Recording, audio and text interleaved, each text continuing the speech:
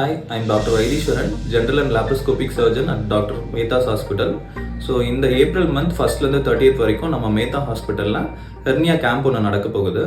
இந்த கேம்பில் யாருக்கெல்லாம் வயிற்று வலி இருக்கோ, வயிற்றுல வீக்காக இருக்குது, ஹெர்னியா இருக்கா இல்லையா அப்படிங்கிற டவுட் இருக்கவங்கலாம் நம்ம கேம்பை அட்டன் பண்ணுறதுனால ஸோ நம்ம டாக்டரை கன்சல்ட் பண்ணவும் முடியும். கன்சல்ட் பண்ணிவிட்டு ஸ்கேனும் நம்ம பார்த்துக்கலாம். ஸ்கேன் பார்க்கறதுனால நமக்கு என்னெல்லாம் தெரிய வரும்னா, ஹெர்னியா இருக்கா இல்லையா, ஹெர்னியா இருந்ததுன்னா எவ்வளோ சைஸ் இருக்குது, சின்ன ஹெர்னியாவா பெரிய ஹெர்னியாவா, ஹெர்னியாவில் என்ன மாட்டியிருக்கு, அதாவது குடல் மாட்டியிருக்கா இல்லை குடலை சுற்றி இருக்க ஃபேட் மாட்டியிருக்கா, இதெல்லாம் நம்மளால் கண்டுபிடிக்க முடியும்.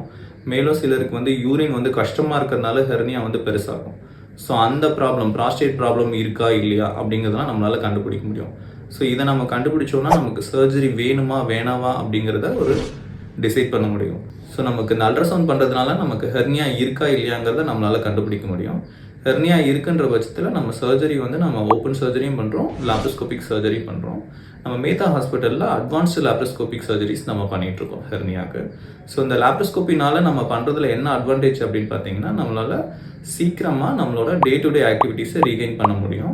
ஸோ ரெக்கவரி ஃபாஸ்ட்டாக இருக்கும், பெயின் கம்பேரிட்டிவ்லி ரொம்ப லெஸ்ஸாக இருக்கும். ஸோ இதெல்லாம் இருக்கும்போது நம்ம லாப்ரோஸ்கோபிக் சர்ஜரி ப்ரிஃபர் பண்ணுறது பெட்டராக இருக்கும். ஹெர்னியா ப்ராப்ளம் இருக்கவங்க ஏப்ரல் 1st ஏப்ரல் 30th வரைக்கும் நடக்க போகிற இந்த கேம்பில் கலந்துக்கிட்டு ஹெர்னியா ப்ராப்ளத்தை சால்வ் பண்ணிக்கோங்க. தேங்க்யூ.